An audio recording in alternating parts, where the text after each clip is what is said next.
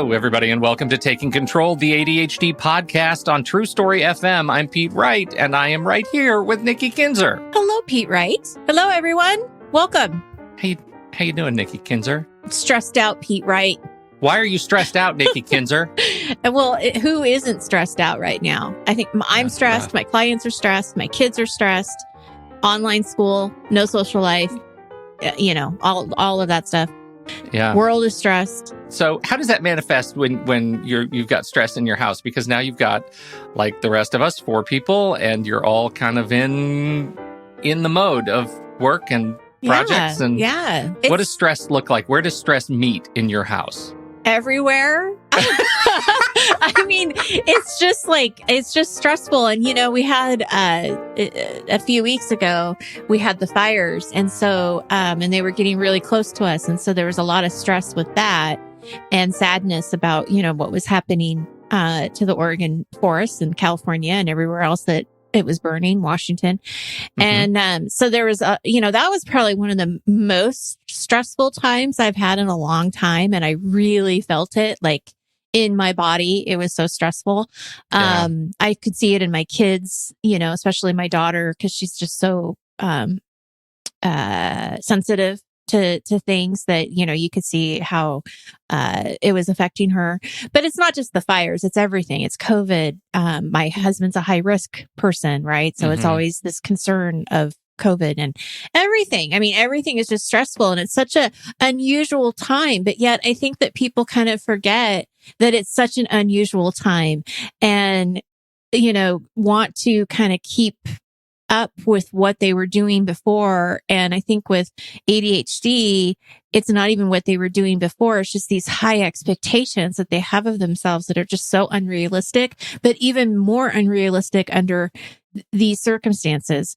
And I mean, one of the examples I will tell you, like just in our home, to answer your your question directly, is like eating like dinner, making dinner. It is become such a chore and I hate it. And it's, one of those things that we have just taken out. We have just done Grubhub and have eaten a lot of, food from restaurants. Yeah, right. And there's definitely this guilt about that. And, but then at the same time, I'm like, okay, well, it's not a normal time. I mean, yeah. So am I setting myself up for unrealistic expectations? And should I give myself a little bit of a break? Well, I think so. And I think all of our listeners need to too. So I think so too. And I think it is complicated and I'm excited we're talking about this because I think it's I think there are things we have to embrace and give ourselves grace, and there are things that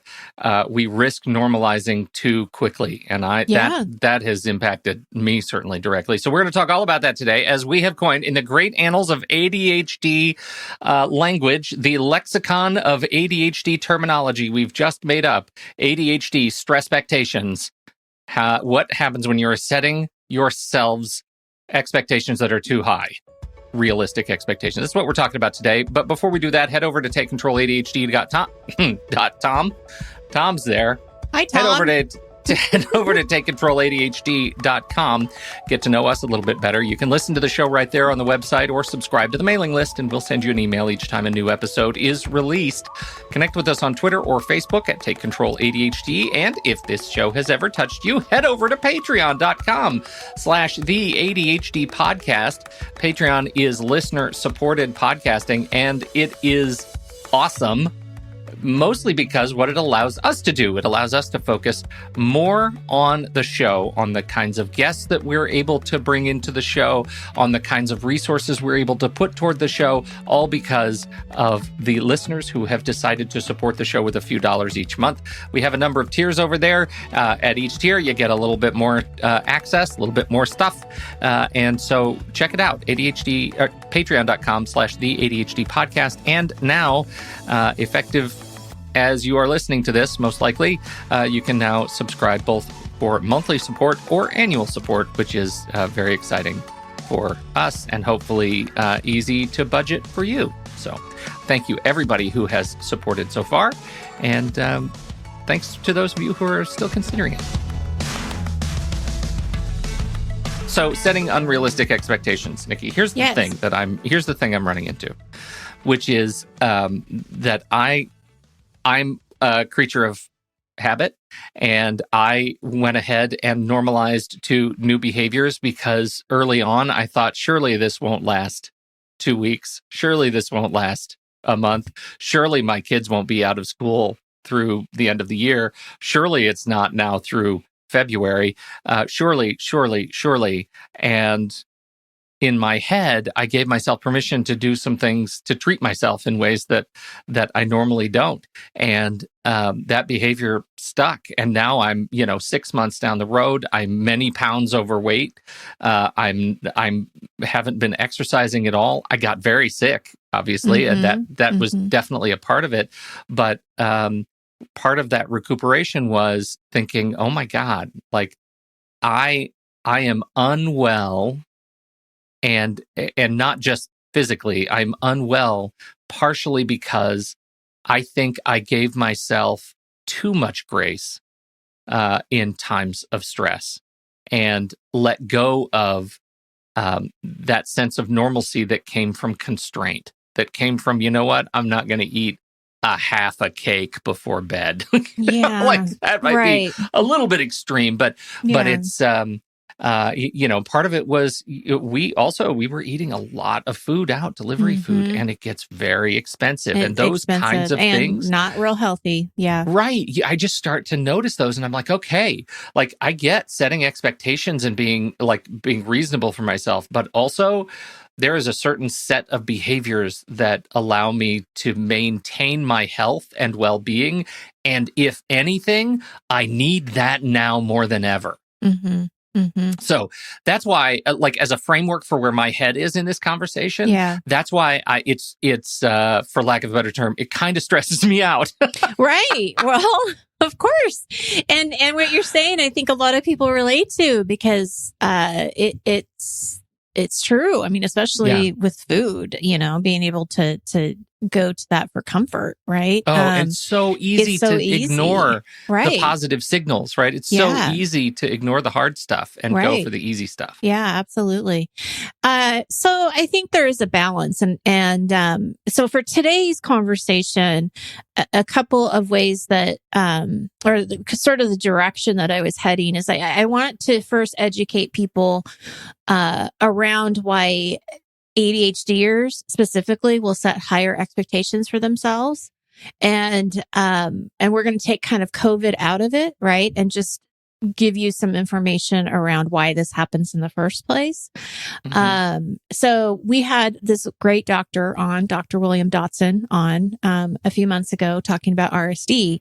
And he also talks about a lot of other things too. And he says it is estimated that those with ADHD receive 20,000 more negative messages by age 12 than those without the condition. So shame causes many people with ADHD to try to be perfect. If I just do XYZ perfectly, then I can avoid feeling shame. So as we know, at least I see this a lot with my clients, is there is this, there's a people pleasing type of thing that happens where they want to really go out of their way to help someone or to make sure this is perfect or to make sure that themselves are doing what they can. And so they put these expectations really high. Something that Tamara, how would you say that? Rosier? Tamara Rosier? Rosier, yeah. I'll just reference to Attitude Magazine. Okay. There were a couple other quotes from doctors from Attitude Magazine that says many individuals with ADHD having limited access to their prefrontal cortex rely on their emotions to make decisions and to motivate themselves. Shame provides a well of negative emotions from which they can draw, which really goes back to kind of what you were saying and I was saying about the food, right? We're making emotional decisions because we feel bad, and that feels good at the moment, but then feels bad again when you know that you're not helping yourself. Right. Side question. Yeah. How does your anxiety feed this? Oh, it does what we're talking about. we're talking about in the context of ADHD, but ADHD and anxiety and depression, like they're all sort of fueled by this behavior. Right. Yeah. So I know from from speaking from an anxiety point of view, it's definitely that shame spiral. Well, this is going to make me feel better, but then now I feel bad. I mean, even like, I know there's been times where I know I don't respond well to dairy, but I will still have a bowl of ice cream. And then I feel bad afterwards. And then I wonder, why did I do that? Yeah. But yet I will do it again. It's a script that you've written so many times. Right? Yeah. So it's like but at the moment, that's what feels good. And, I think that just to add to this, perfectionists with ADHD will often dismiss their achievements. So to motivate themselves to complete more tasks. And what we're saying here is that people feel like their worth is almost tied to like how much they could get done in a day. Yeah. And if they don't get that done, then they feel like they have failed. But it wouldn't matter if we gave you more than 24 hours a day. You probably wouldn't have gotten those things done because the expectations are so high. Yeah. And so how does this relate to COVID, kind of looping all this around, is we have these expectations for our to-do lists and everything when we're under a great deal of stress and not normal stress. And so if we don't change our expectations or change our behavior, we're going to keep going into this cycle of just shame and more stress and more anxiety and more, feeling bad because we can't reach what we think we should be able to reach under this stress. Right. And I think what you were talking about before and what we're talking about with food, it's a little different than what I'm talking about here, right? I mean, like, we definitely need to have our self-care, and we'll talk about that. I mean, I think self-care is a huge piece of dealing with stress. And when we let that go, more stress happens. Sure. So does that make sense of kind of where the ADHD is coming from when it comes to expectations? I think that I think the food. Yeah, I mean, my only comment was on food and like these using food as an agent for making yourself feel better, right, allowing yourself to feel better. And my only issue with that in my experience is that, because I already have an issue with food, right? I already have like constantly playing tapes about, my relationship with food and have for years. And my experience with ADHD exacerbates the focus on those kind of negative signals. Mm-hmm. So when we're talking about that, and I think the experience of the pandemic being completely novel for so many everyone. Of us, yeah, right, is one that I don't think I expected how how much I would need to count on, being more or less a stoic around some of those old behaviors, than such that when I let myself go, it stopped feeling good anymore, right? Mm-hmm, like it stopped feeling good so quickly. It's pandemic. I'm like, let's make some more lemon bars. It's pandemic. I'm going to make cookies every Sunday. It's a pandemic. This will go away. It's going to go away, and then I'll get back to normal. Yeah, that went from a salve for stress to, oh, wow, this is a habit now. I'm the guy who makes cookies every Sunday, and I no longer feel good about it. And it turns out, like, I was counting on like my ability to stay strong in those scenarios to keep my health up, my heart strong, feeling good, so that I could handle the stress that was being thrown at me that I'd never experienced before. Right. But the thing I have to say is that there's now some awareness around that. Right. Yes, so now we have some awareness around, okay, maybe these are the habits that we don't need to continue, or we need to switch our thinking, because it isn't going away anytime soon that we know of. And so it is something that we have to kind of take a deep look and kind of see, okay, what's going on and how do we want to deal with this? How do we really want to deal with the stress?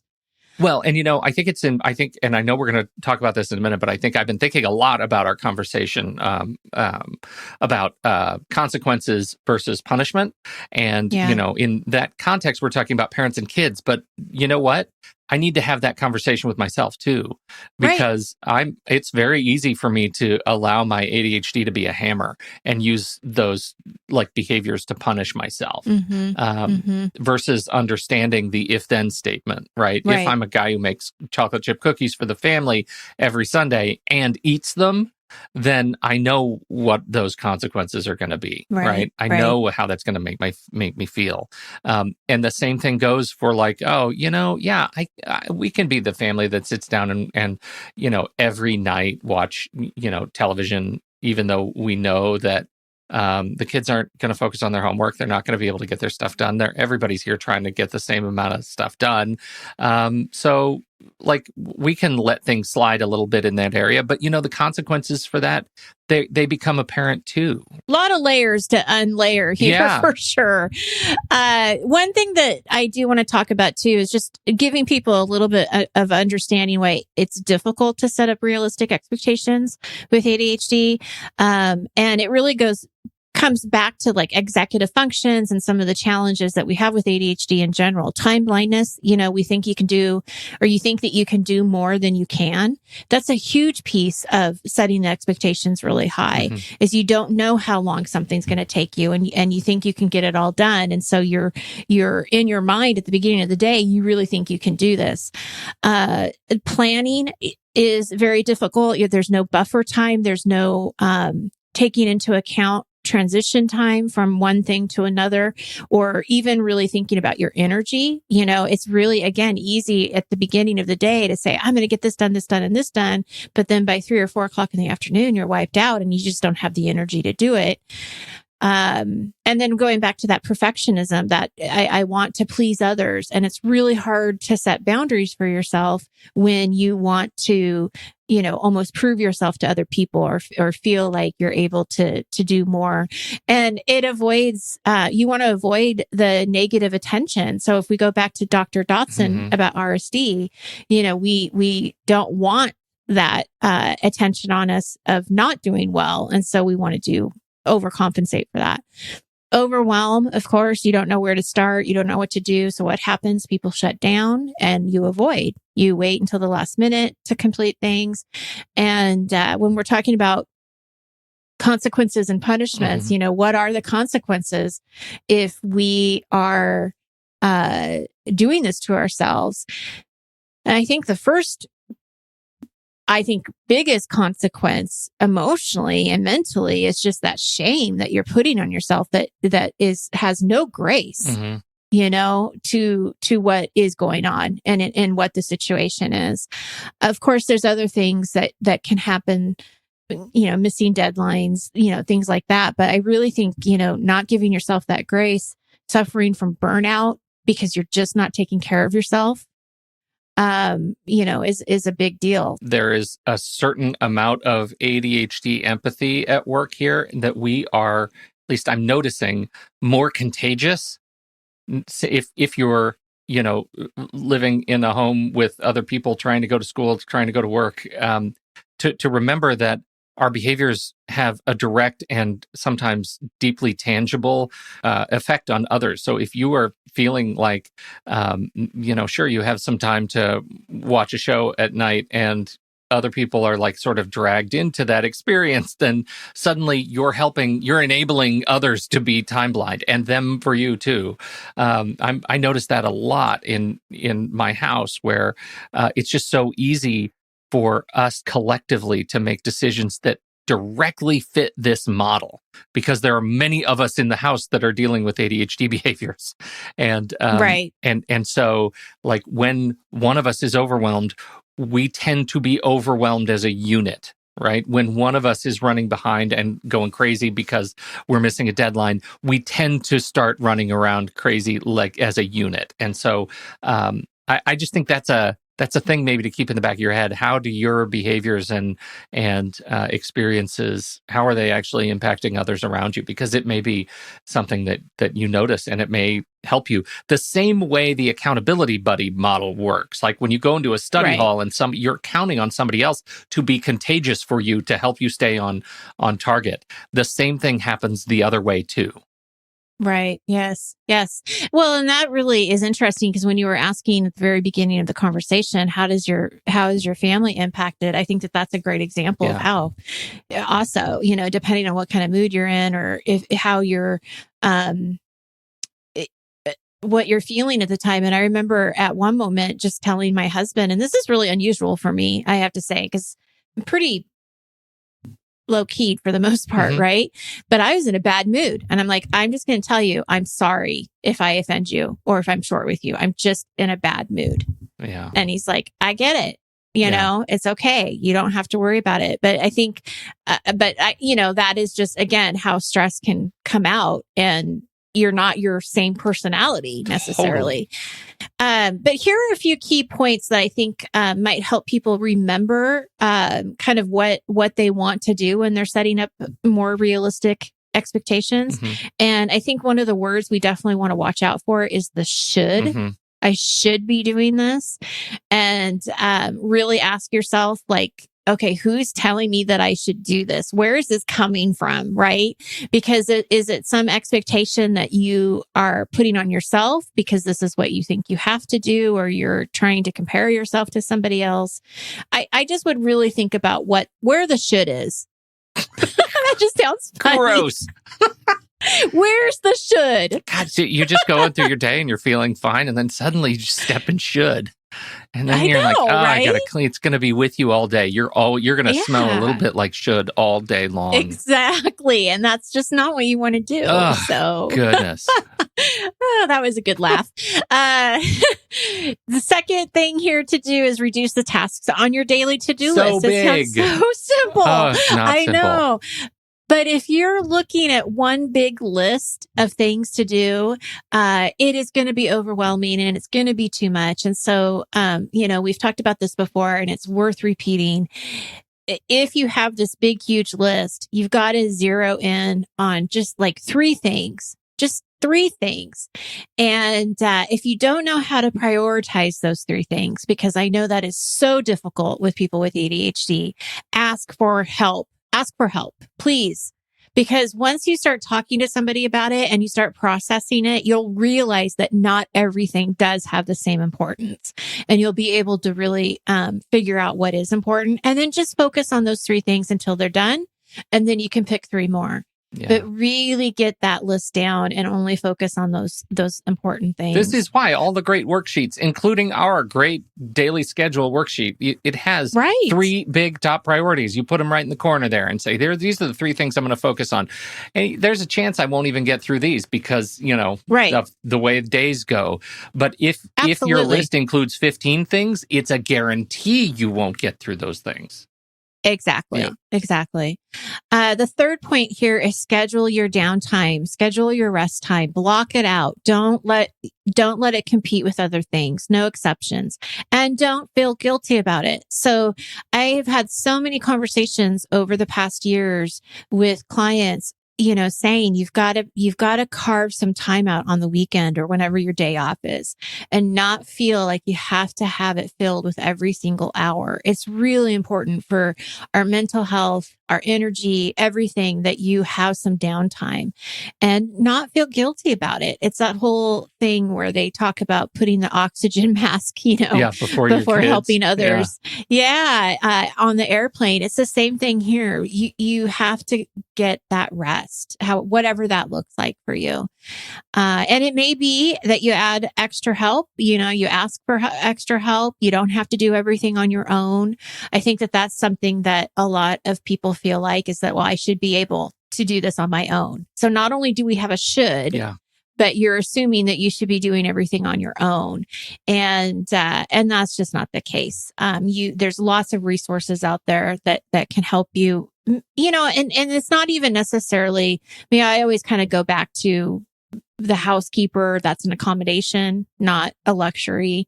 But if you don't have the funds for that, maybe you can do some kind of, switch where you take care of somebody's kids and they come in and help you with the laundry or whatever. I mean, there's ways you can be creative, especially if you're, if you have a circle of friends, having that support is wonderful. So I would definitely look at those things. Yeah.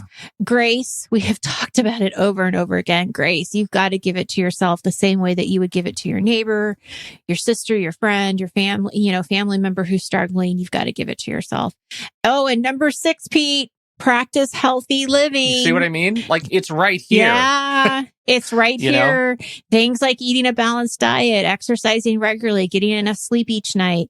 So your body can react better when stressors come up. And I'm very transparent about how I feel about exercise. I don't like it, but I will tell you, I have gotten to the point now where it doesn't even feel like it's a choice. It almost feels like it has to happen because I need to have that stress release. Yeah. I need to be able to exercise and move so that I can just get the stress out and get more dopamine. Yeah.